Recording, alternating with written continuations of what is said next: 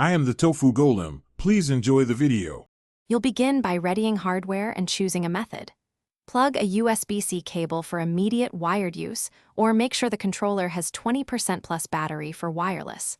On Windows, open Settings, go to Bluetooth and Devices, and turn Bluetooth on if you're using it. If you've got an Xbox wireless adapter, plug it into a USB port. Windows usually installs its driver automatically.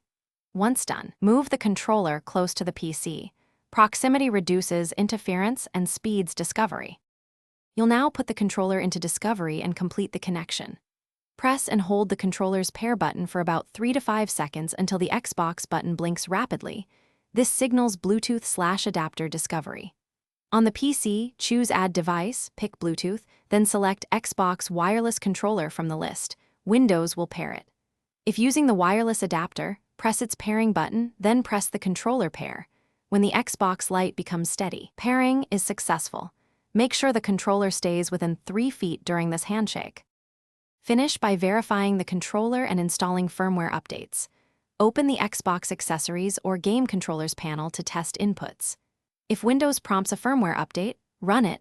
Updates improve stability and add features. If pairing fails, plug in via USB to confirm the controller works, then retry pairing.